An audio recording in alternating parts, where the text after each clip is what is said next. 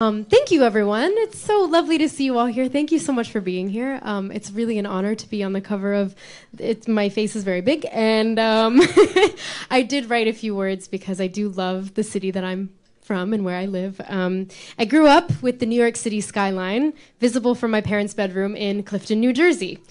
Hey, thank you. It was the coolest thing to be just out of reach from me. Each day, my dad would get up really early, around 4:30 a.m., and either drive or take the bus into Manhattan and go to work at one of the coolest jobs in the world, commercial construction.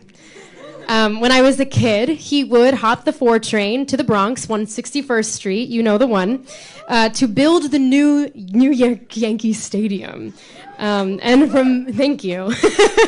And from middle school into my high school years, he worked on what was his favorite job, which was building the new World Trade Center.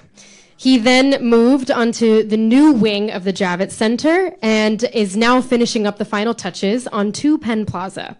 For 23 years, which is a long time, though a short life so far, I have watched my dad pick up the most magical paintbrush and create the city I love most in this world.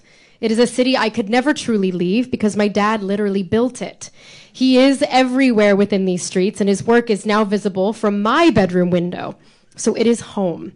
I am so proud to have made my life here, to have found such love here, and to have found my livelihood here.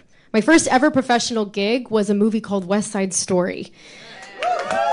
Thank you. We shot scenes at the 175th Street station, the alleys of Washington Heights, the cross sections of Harlem, and Steven Spielberg transformed my home, along with the genius of our production designer Adam Stockhausen, into a glorious Hollywoodified time capsule. And Janusz Kaminski made it look way better than it smelled in the heat wave of the summer of 2019. It lives forever preserved on Kodak film. And now, 5 years later, I get off the E train each day at the 50th Street station and clock into work at the greatest job in the world, my biggest dream come true here on Broadway.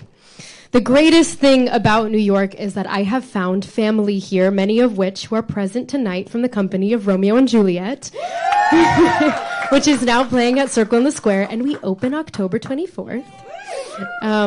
Hollywood is really cool. It really, really, really is. But there's a reason I moved to the View from my parents' bedroom, a hop and a skip away from where they are, and always a subway stop or two away from where my father's handprints are, and they have unfolded the buildings that surround us today. So I am so thankful to Variety for honoring my roots with this opportunity and for allowing my authentic voice to live in the piece. The pictures are great, but the piece is really wonderful. I hope you will read it. And to use a phrase coined by our brilliant composer of Romeo and Juliet and my friend Jack Antonoff, I love being one of New Jersey's finest New Yorkers. Thank you so much.